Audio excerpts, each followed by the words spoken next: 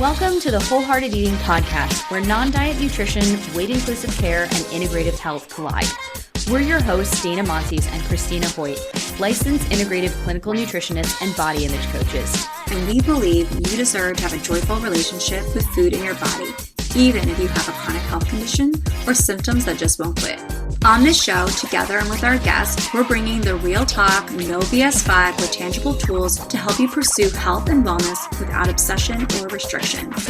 Remember our disclaimer, this podcast is meant for general information purposes only and should not be taken as a substitute for medical advice, diagnosis, or treatment.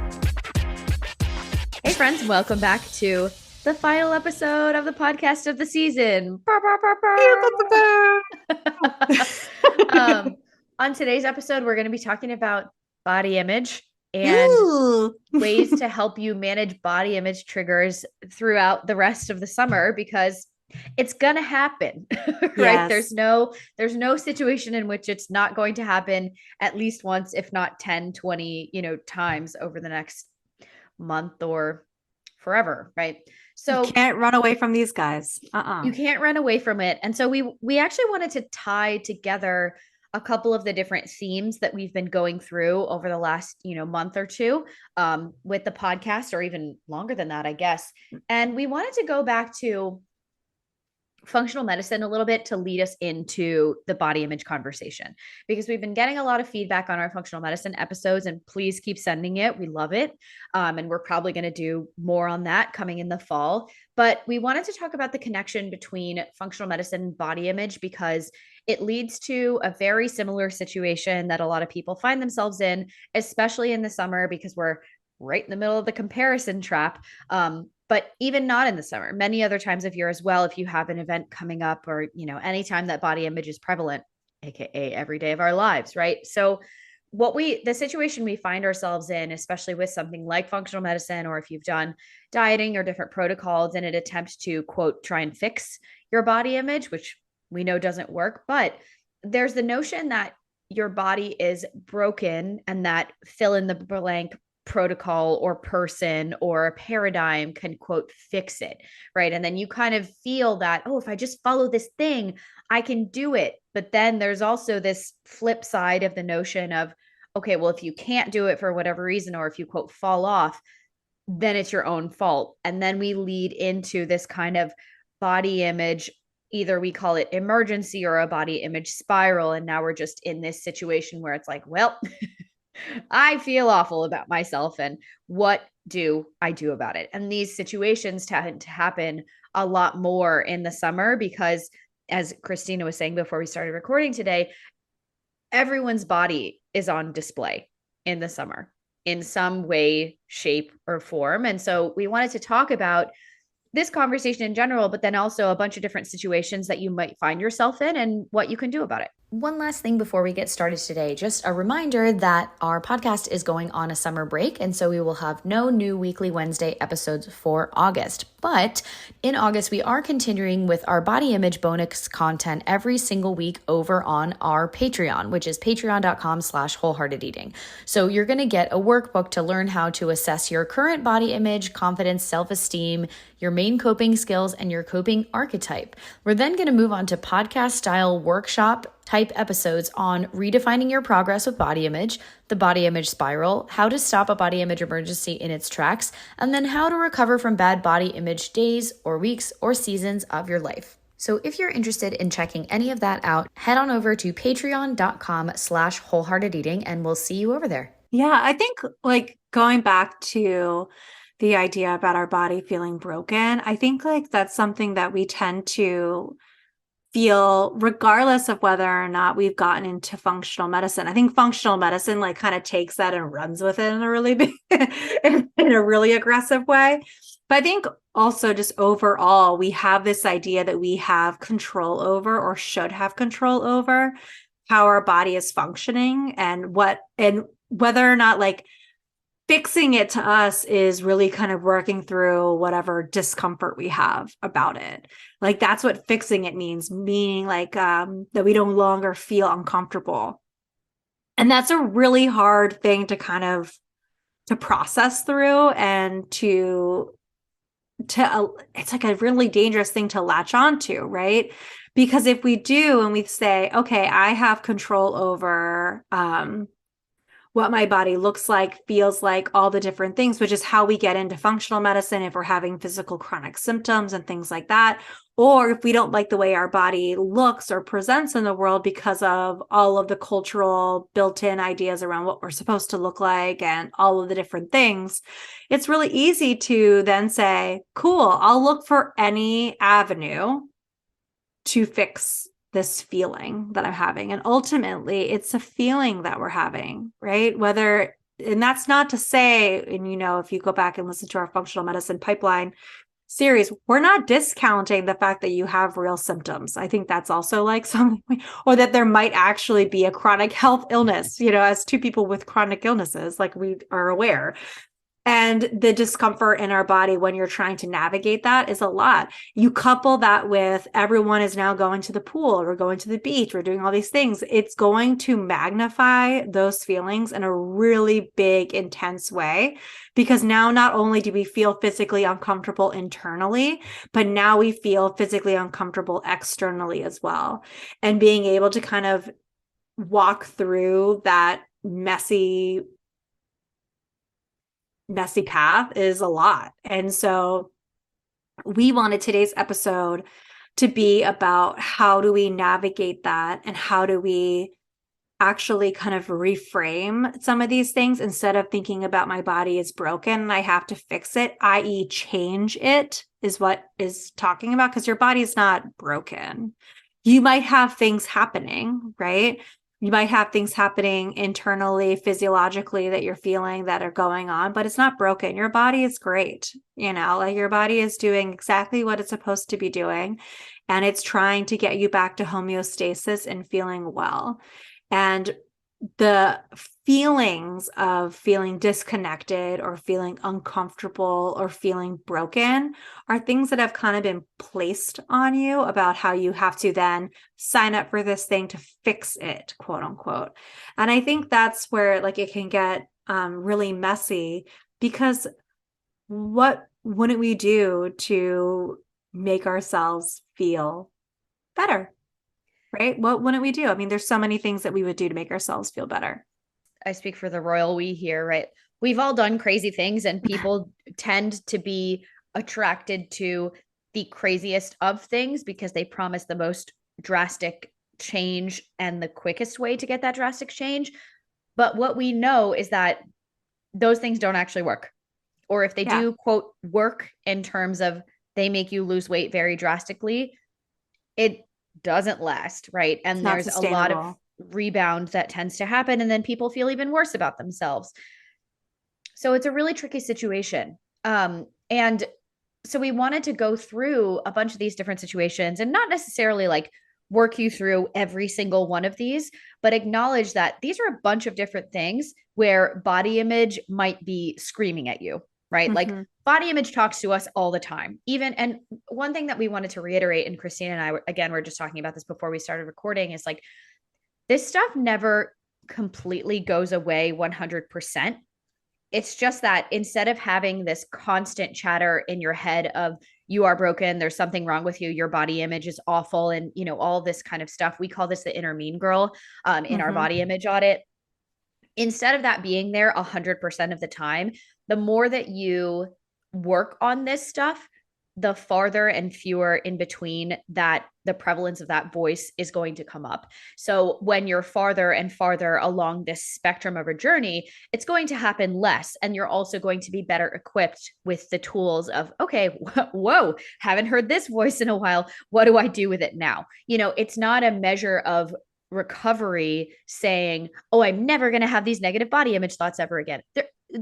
I can guarantee you they're almost always going to come up. You may be good at this season of your life. There's going to be other seasons of your life, right? Your body's going to change for different reasons. Pregnancy, postpartum, you might have an injury, you might have different seasons of training in your life. You're going to start to get older, right? Like as everybody gets older, our You might bodies are have a going to flare. change. Right. Yeah. You might have a flare with your chronic illness, like a whole bunch of different things can happen. Your body's never going to be static, right? this is actually really interesting because I had a conversation with a client about this the other day, and they were talking about how, if they just continued, or they had this belief, which they know is not true, but they have this belief that keeps coming back to them, or this thought that keeps coming back to them of, oh, if I just continue exercising the way that I am, then my body will always look like it did when it was 30, basically. And even though, cognitively, rationally, logically, they know that that's not true, this is where we run into the head brain, heart brain situation of like, okay, I can logic myself through this and I understand that that's not true, but it still feels that way, Mm-hmm. So in this episode, we're going to be talking about, okay, well, when the feels come in, what Yeah. do we do about them? Because it's much more likely when we're living in the comparison trap of the summer, because your body and other people's bodies are on display. Even if you're not a swim coach like me and you're not at the pool every single day, right? You're running into these situations because you're trying to buy some shorts, or you're trying to buy something to wear for a wedding that you have coming up, or you're going outside and you're like, okay, well, I don't want to wear long sleeves and long pants and cover my whole self up because I'm just going to be entirely miserable. But a lot of people feel like that's the only option for them because they're so uncomfortable with their bodies. So, anyway, I'm running away with this. Christina, do you want to go into some of the different situations? Well, I want to like back the bus up a little bit. And I think one of the things that I took from what you were saying about the toxicity of believing that this is going to be over and like we're going to be able to quote unquote fix this and never have to look back is, one, very toxic, and two, not the goal. The goal is to build resiliency, right? Is to build self-compassion. It's to understand like, okay, this is my body. How am I going to work with it? This doesn't need to be changed, quote unquote. And I can work through that, even though that's really difficult and uncomfortable and gives us all the feels. I think of it kind of very similar to any kind of emotion. If you keep trying to put a lid on a boiling pot of feelings like over and over again, eventually it's going to blow up like that. Like it's going to like explode. And next thing you know, you have like your closet full of clothes all around you and you're sitting on the floor crying. And like, been there. I'm explaining like a real experience, like a real life experience. It's like the idea is that if you continue to try to stuff these things down with these quote unquote tools that we're grabbing from, like protocols and diets and exercise routines, and like, this is the thing, this is the thing, this is the thing, all we're really doing is stuffing down the uncomfortableness of living in our body. And I get it. Who doesn't want to stuff down their feelings sometimes and not feel everything? I mean, hello, it's like it feels great in the interim because it makes you feel like you're doing something about it. But in reality, we're not feeling it. And so a lot of the things that are uncomfortable about this work is that we're going to sit in it for a minute, work through it, process it, and then come out the other side. And it is so hard to do. And it's so uncomfortable. And it's not something that we've ever really been taught to do because we've always been told that I feel uncomfortable with this thing, this body or whatever, must take action, Must fix now. must fix this uncomfortable feeling in my body immediately. And summer is such an incredible time for how this happens. And I think a lot of times, like Dana mentioned too, is that we can logic our way out of it. We can say like, oh no, I am definitely inclusive of all body sizes. I believe in body diversity. That's cool for them, not cool for me.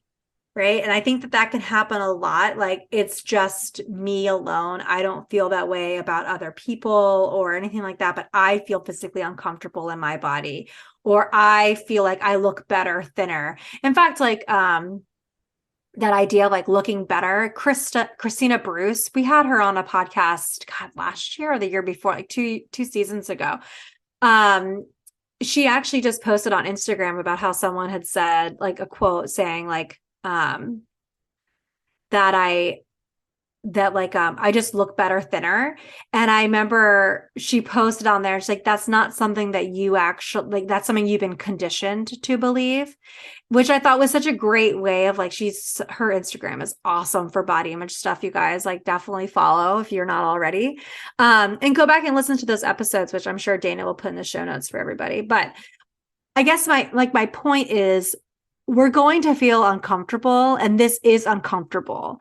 And I get how you might listen to this and say, but I don't want to do that. And that's okay.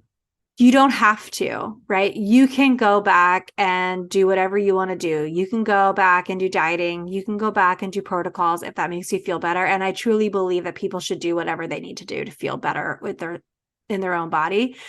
But a lot of us are on this podcast and listen to this podcast because we know too much now and we can't go back and we don't want to go back, but we still feel incredibly uncomfortable. And this is the step for walking through, sitting, feeling the uncomfortable, and taking that first step out of hell.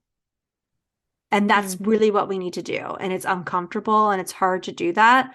But that's what this is all about. Coming up with these, how do we reroute our brain to think about it a little bit differently? How do we decide what we're going to attach to, how we're going to feel this feeling, and then how we're going to, in some ways, even provide the logic side brain to support us on moving through it?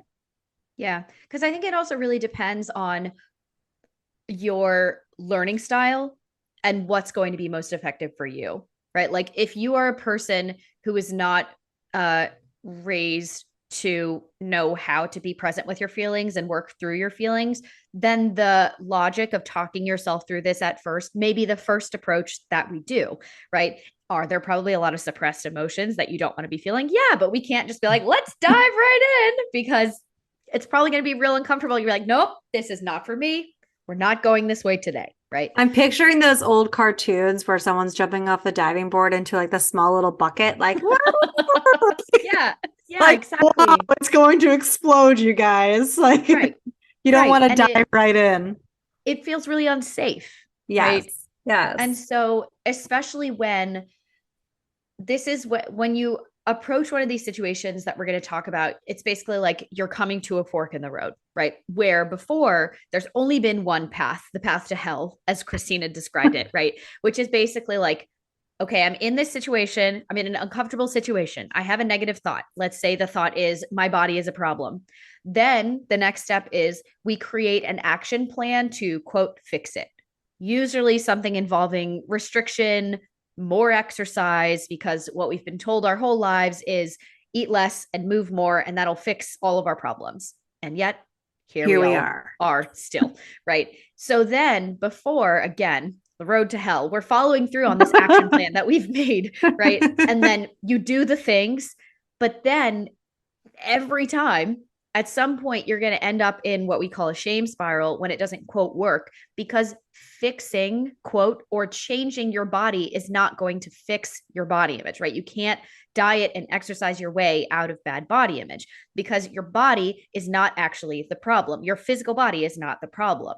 Yep. So with the other fork in the road, it's like you've hit the end of that road. We're at hell, right? Like, yeah, how do I get out of here? Right? It's like, let's back it up, right? We're back to the fork in the road. It's like Groundhog Day, right? We get to relive the day, but then go a different direction.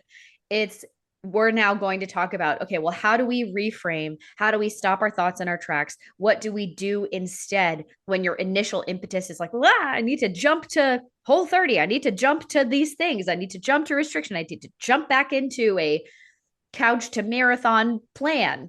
Please do none of these things, right? So what do we do instead? Using summer as an example, but this isn't all the time thing. Yeah. I mean, this comes up all the time. I'm sure you guys can think back to 5 times just this past week, or even yesterday, right? But I truly believe that there is like a fork in the road, right? And I think we've always gone this one road, and I think we see a lot of other people going down that road, or we acknowledge that other people choose a different road that we're talking about today. I'm going to dive more into, and that you're kind of that this place where you're still deciding which road you're going to go down. You don't really like the sound of either one, to be honest. Like, because one is filled with a lot of uncomfortable feelings and the other one is filled with results that make you feel shitty in the end, ultimately. And so to me, it feels like, okay, I'm still at this place where I'm kind of deciding where I am. And a lot of us start off with like, well, I'm fine with other people doing what they want to do, but this feels really uncomfortable for me. And it's okay to feel like I want to take action, but we're going to give you action to go down the other path that might lead you to more resilience, lead you to more self-compassion and more understanding and liberation around your body, rather than down the path that we know leads us to the results that we're not actually looking for, because we've done that road like 1,000 times and it's led us right back to where we are. And so I think one of the things that, why don't, before we jump into the action steps for going down that road, why don't we talk about some of the scenarios that come up that we see a lot and kind of show you some examples of like how you can kind of work through those. And then we'll give you the exact like steps, like what to do so that you can see it. I think some of the biggest kind of situations in the summer that I feel, I mean, I had this happen yesterday, actually. We were just at the pool. I was telling Dana before we started, that I had this like minor moment when I saw this picture of my children, my child, against other people, and some of the other kids, she looked a little bit bigger than them. And there was like a moment where I was like, oh, should we have a different bathing suit on her? And then all of a sudden I was like this is all in the span of 4 seconds. Like, no, that's absurd. She looks adorable. Look how cute she is. And like all these things, but these moments and these little thoughts and these come up. And I think our decision was, I'm not going to attach to that because I know that that says nothing about her. That's more something that I am still trying to unlearn. It's almost like I've been conditioned to feel that way and to observe it, to look at it. And in this moment, I thought to myself, no, there's nothing wrong with her body. And we continue to move on with our day and not think about it. And you know what? We all had an awesome time at the pool. And I don't feel like my daughter's body needs quote unquote fixing in any way, shape, or form. I want that to be known that I don't feel that way. I'm not doing anything about it. I'm just being honest about how sometimes these gremlins come up and we need to acknowledge them, acknowledge that it was there, then said logically, I don't actually care about this. Or I don't believe in doing this. I'm not going to do that to my child. I'm not going to pull them down that road because I know what that does. So I'm not going to engage in that thought anymore. And I'm going to move on. And you actually have a choice at that moment. You have a choice to either attach to a thought, spiral and go down with it and allow it to bring you down too. Or you can choose to say, I actually don't believe in that anymore. Thanks for reminding me that I hate that thought and I'm going to move on now. Yeah. Yeah.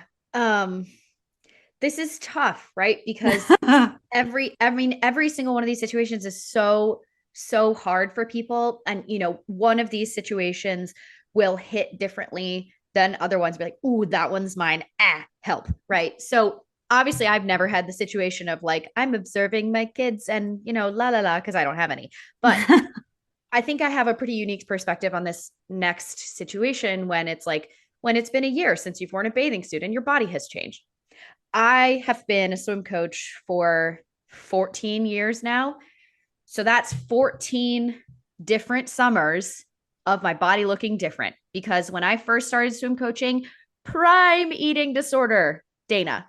And then coaching through the summers of recovery and my body changing and then my body stabilizing and then my body going through different seasons of life, right? And it's really hard when you're, looking at like, oh, here are my, typical training suits that I wear to give swim lessons and get in the pool with kids and blah, blah, blah. And then you try it on and you're like, whoa, this one doesn't fit the same as it did last year. Or maybe it doesn't fit at all.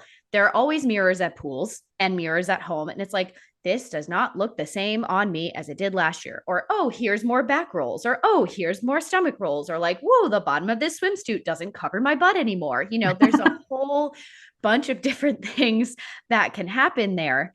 And it's really, really hard when you're like, whoa, this was the same mirror that I was looking into 1 year ago and I look different, right? And before, and I can tell you, I had this thought every summer for so long, is it would be like day one at the pool. And I would be like, next year, I'm going to be so in shape. I'm going to be so fit. I'm just going to do all these different, whatever abs and cardio programs starting January 1st. And I'll do it until Memorial Day, which is when swim season starts. And I'm going to be fit as shit. And then it would never happen. And the other thing that I can tell you I is love that this so much because I've definitely been like had those exact same. I think every single person listening to this podcast has at one point or another thought the exact same thing that you just described. Every single person. And if you're not, that's kind of cool. But and I've never met anyone who hasn't had that thought. I mean, it would always happen, right? And I'm Yes. going to be honest, it even sometimes like the thought, it's more of like a remembrance of the thought will happen now. And I'm like, damn, that took up so much of my mind space. Like, what? And then you think like, what was I doing? And then you're like, oh, wait, I was just trying to create a more safe environment for myself because I felt extremely uncomfortable. But what I can also tell you is throughout the many weight fluctuations that I've had over the years, ranging probably 60 pounds or more. And I'm small, guys, right? Like I'm 5'3" on a good day. Right. So like when you have any kind of weight fluctuation, when you're in a compressed body size, let's say, it quote shows more, which makes you think that people notice more. Really, people are only focused on themselves and they're like, oh my God, is everyone looking at me, especially in a swimsuit? But when you go ahead and you make that plan for yourself, and I can tell you 100% I never followed through with it. But the other thing to keep in mind here is like throughout that wide spectrum of different body sizes and shapes and weights and everything, when I was at my lowest weight, I was at my least confident, right? I was like, oh my God, are people looking at me? Like what are people thinking? Like, what should I be wearing? Like all of this stuff. You're probably going to have those thoughts at every single body size that you have, which is how we know that changing your body size is not going to fix your body image, right? So when it's been a year since you've worn a bathing suit and your body has changed, there's no morality around that. It's not like, oh yay, good, my body has changed, or like, oh bad, my body has changed. It's the simple neutrality fact of my body has changed. Yeah, I think what's hard about it too, and wrapping our mind around that, because I think, again, like you can attach logically to, yes, my body has changed, period. That's a statement, right? Mm-hmm. But I think what can happen sometimes too is like, as we feel like other people are on display and their bodies on display, and we're comparing ourselves to it, we also feel like our insecurities are on display, and the things that we feel are uncomfortable with in our physical selves and on our physical body are on display as well. And if we feel like everybody is thinking about it the same way that we're thinking about it, and it's so hard to have that, we can hear that logic, right? My body has changed. But then the internal dialogue that we have is, okay, did I contribute to this change? What could I have done differently? I did this, I did that, I did this, or this, I didn't do enough of this, I didn't do enough of that, or something's wrong, or I need to fix this, or this leads me down this road of health and whatever that we have attached to these limiting beliefs about what our body says about us as individuals and our character. And Dana's right. There is no morality in the statement, my body has changed. But we have built in morality around what our body changes say about us as individuals, what we've done for the winter, what we did during this time, what like we think of it that way, even though it is just our body. And so it's normal to feel like everybody's body's on display, including my own. And now everything that I'm feeling is also on display. And that is incredibly vulnerable. And So it triggering. and super triggering. So it makes sense that we have those thoughts that Dana was talking about in her, back in the day, where she would be like, I'm going to do all the things. And like, I'm going to fix this because I want to fix this uncomfortable feeling in my body. Yeah. I want to fix this uncomfortable feeling of feeling on display and feeling vulnerable. Vulnerable is such an intense feeling, such an intense feeling, and feeling like maybe, outcasted and ostracized, depending on your size, right? That's also, those are like Mm-hmm. really heavy feelings, and feeling like we're on display in that way, and all of our vulnerabilities are on display as well, are scary. That's scary, I really think scary. also because, and this goes back to way beginning episodes of the podcast, but a lot of the time we're taught to believe that vulnerability is a weakness. Mm-hmm. And so then we think of like, oh, well, if I get the abs, if I get the muscles, if I get the blah, blah, blah, then it's like my body's like a shield of armor and nobody can get to me. When really you're most likely going to be at your most insecure and your most hungry and tired, right? But this is really interesting because this goes back to something that we had talked about 3 years ago during the Panini of 2020 when we did a body image detox challenge like 3 years ago. And we Yes. had talked about how coming out of quarantine, when people were like emerging from the woodwork and like getting to go outside, it felt like your body is a report card, right? Like how well, quote unquote, did you do in quarantine?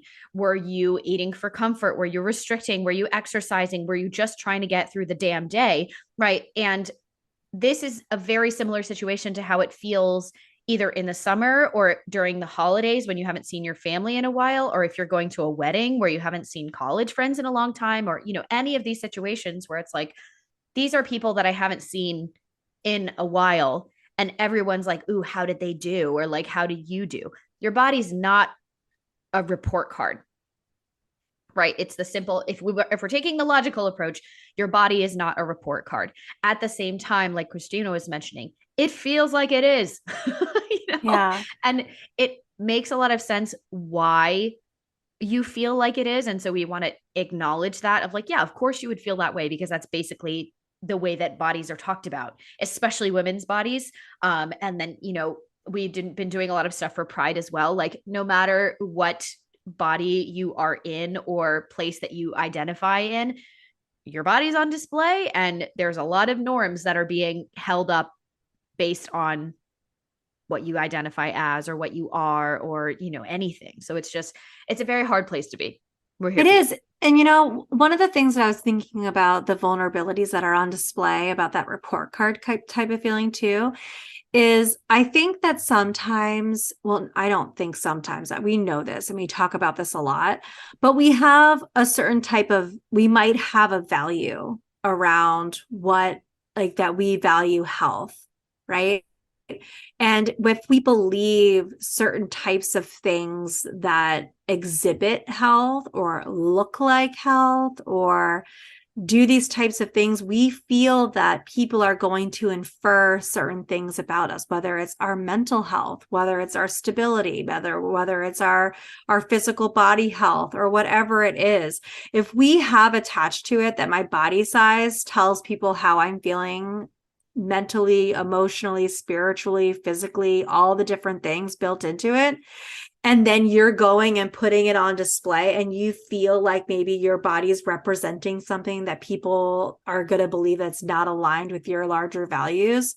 Holy crap, you guys. No wonder it's so complicated.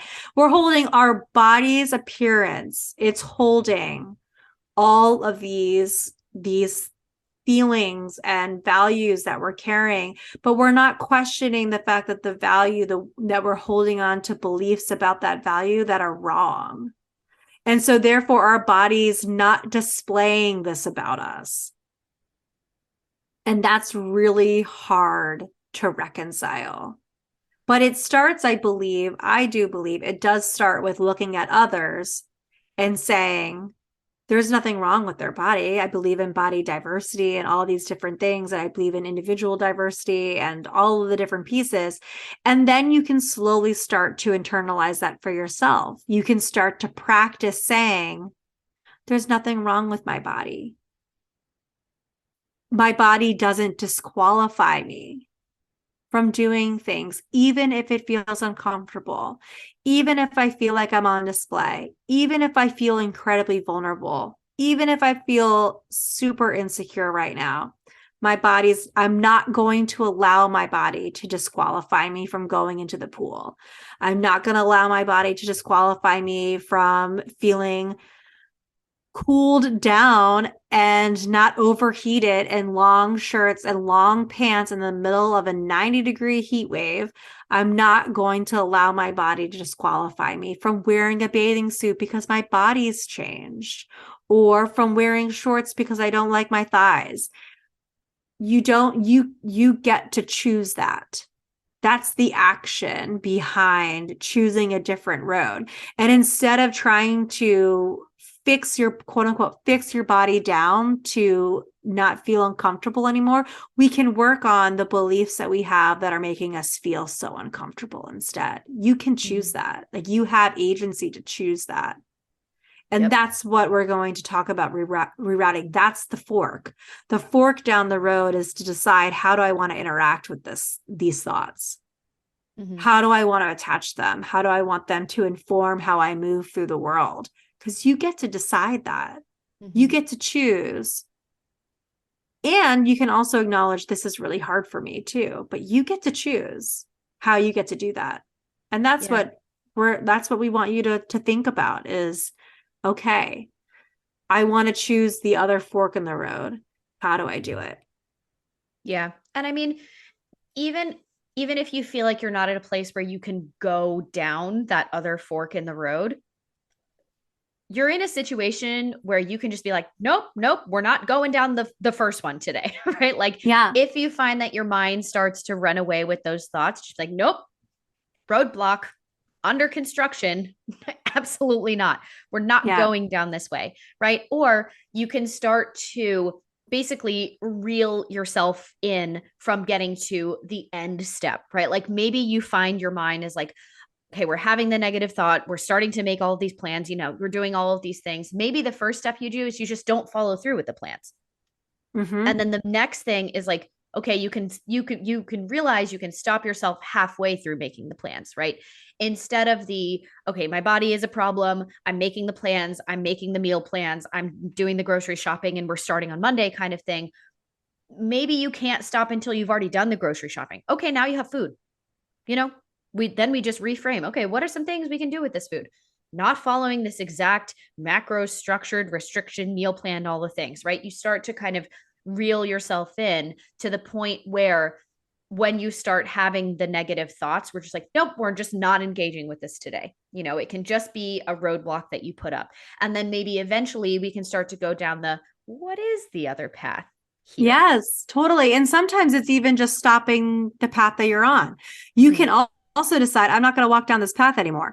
You might be in the middle of a program that you're doing that you spent gobs of money to sign up for, and you can actively decide, this is a sunk cost and I'm not going to participate in it anymore. And that's your step towards moving towards body liberation. It feels like small step for you, but it's a large step for you. It is. It's a huge step. Just deciding to not do it anymore or to not participate. Or maybe today I won't count my macros. That's a huge step. Maybe Yep. today I'm going to, while I'm working out, I'm not going to run through the reel of my mind of how many calories I'm burning or what this is outcome's going to be.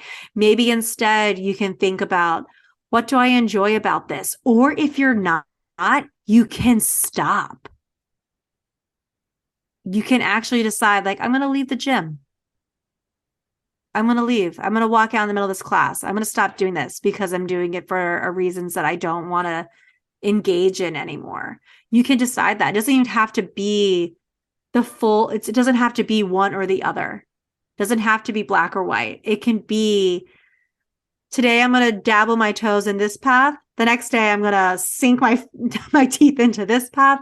And it might be a lot of playing and back and forth each time, but you can choose. And I think the first step is to acknowledge that you're obsessing, to say, okay, I'm feeling uncomfortable and I'm obsessing with this thing and it's making me feel really terrible inside.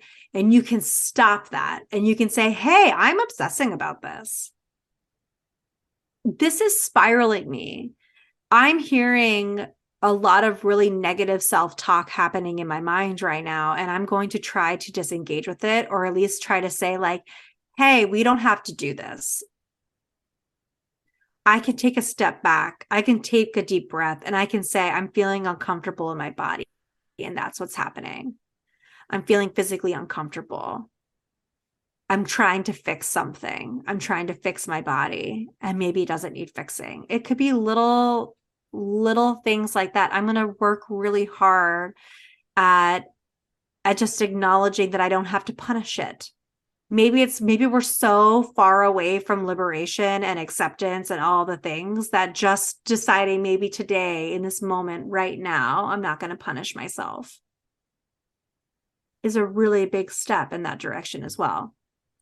I think And a cool visual for what you're describing right now is kind of like zooming out on your own body and your own mind, right? So it's like if if you can think of like the little two people on your shoulder or wherever they are, it's just like zooming out. It's like, whoa, what's going on in Dana's mind right now? Like, let's just see, what the lay of the land is. It's kind of like, if a cloud kind of floated down, it's like, what's going on in this person's mind? They'd be like, whoa, that's a lot of stuff going on. Like, what if we could just help them? Let's just put a pause on that. Let's just put a yeah, pause so we can examine what's happening. And that's where the fork in the road comes. It's like, okay, do I want to continue going down this spiral of a path, or do we just not want to make a decision right now? Or do we want to think about what is the other way? yeah. And it might even just be fantasizing about the other way, Mm-hmm. right? Like it could just be the idea of thinking about it. But the truth is, all of these provide you with a moment to kind of take a step back and look at it a little bit more with like a 10,000 foot view, a little bit like Dana was saying, of being like almost like a observer of your own thoughts and feelings about what's going on. And maybe then you can kind of say like, maybe I don't have to do this a little bit. Maybe I could be a little bit more compassionate, a little bit more gentle with myself. Or maybe I can just say something really small, like maybe my body isn't broken. Maybe I don't have to fix it, even though I really, really wanted to fix. Yeah. you know? And this is a lot of, speaking of zooming out, right? This is a lot of like short term, in the moment solutions slash observing slash things to do, right? And this is a lot of good stuff for like, we're having a body image emergency right now. Like, what do I do? Right. Or identifying that these things happen. But ultimately, the long term work, let's say this is the work that we have to do during the year, like, forget all that other stuff and like the abs and things. It's we need to examine, where are these thoughts coming from in the first place, which is not really something that you can do in the moment, nor do we really advise you to do that in a body image emergency because it's just too much, right? But so we want to think about, where does perfectionism play into this? Where does people pleasing play into this? Where do your beliefs about bodies and health and weight and all of these things come from?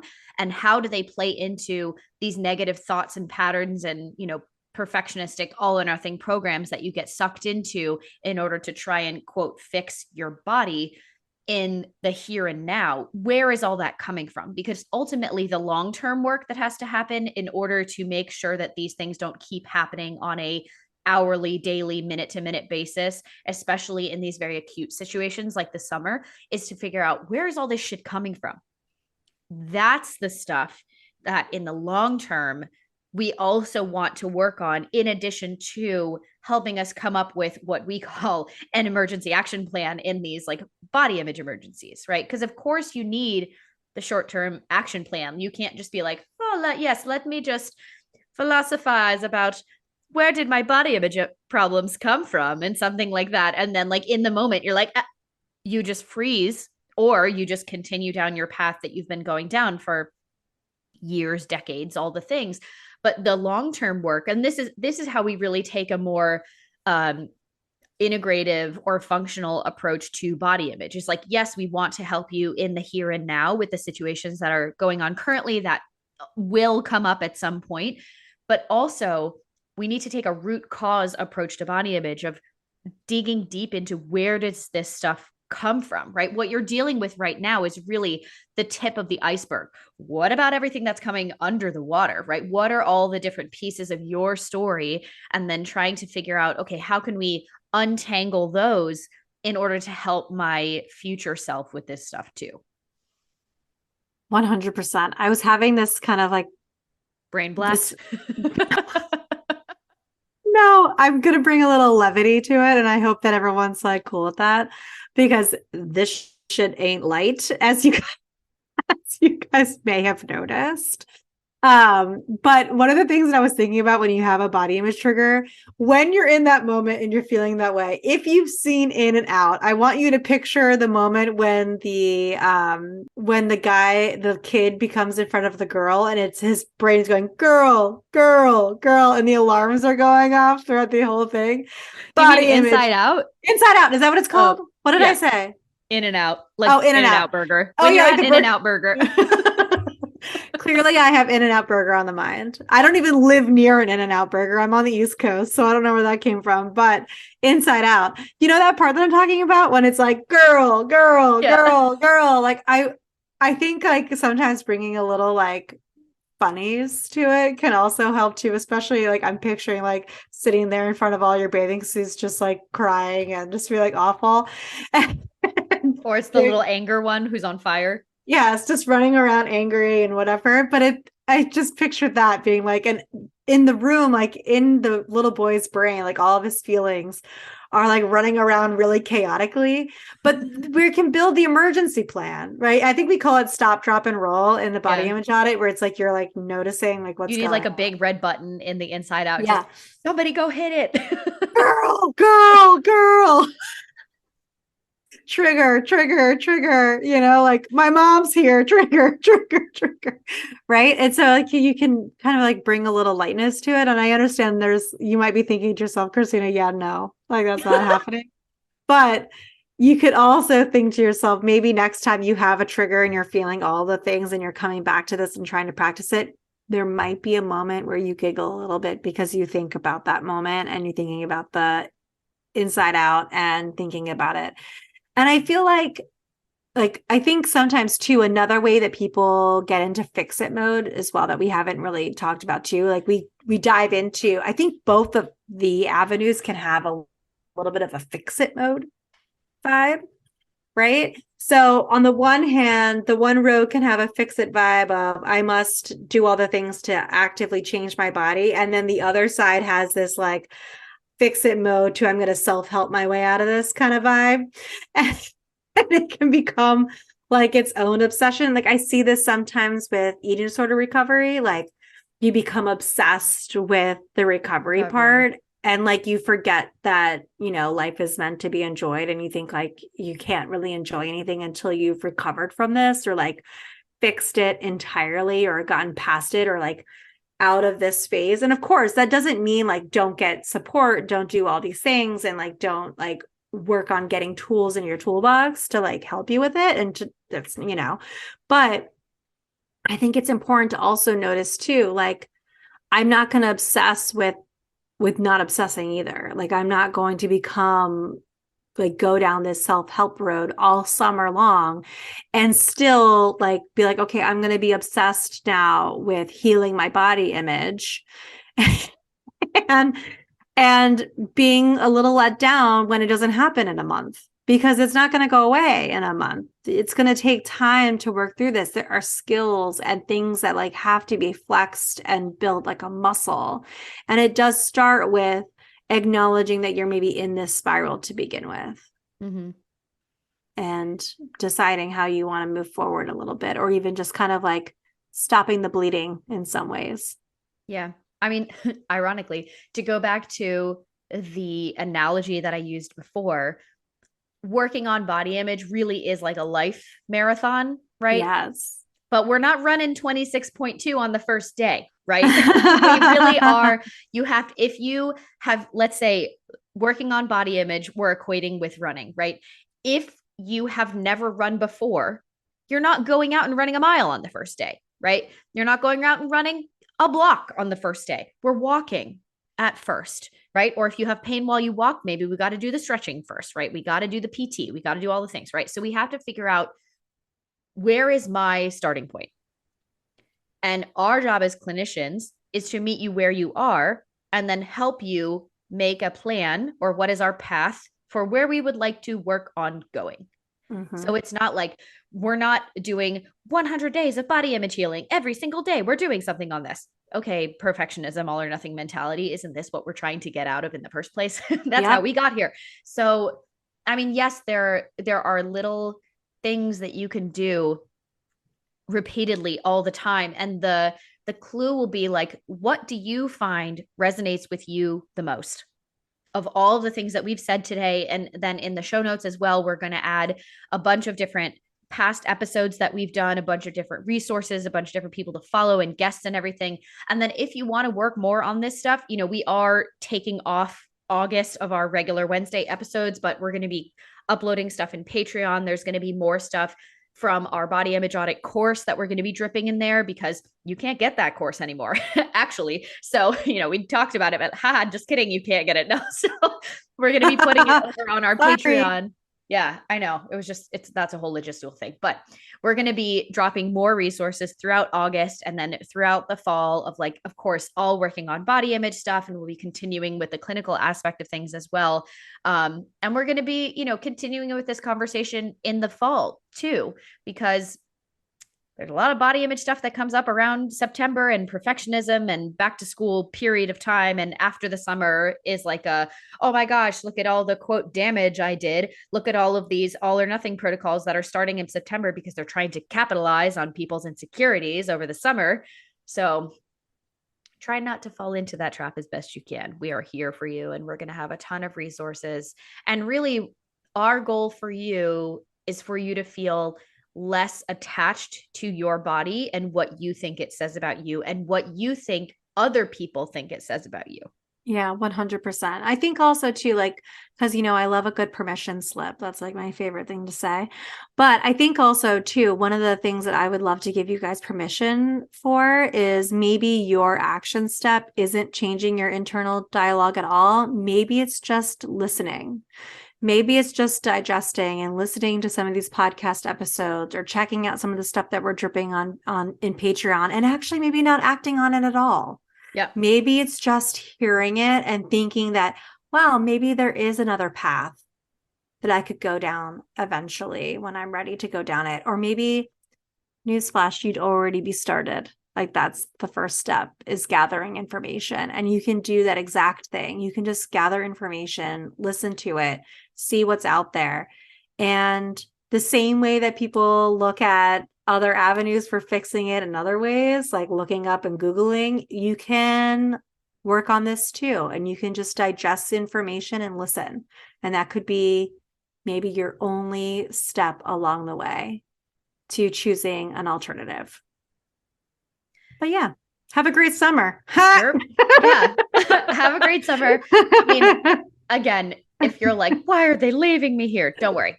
We've got, look at the show notes on whatever app you use to listen to podcasts. There will be plenty of action things there if you choose to use those.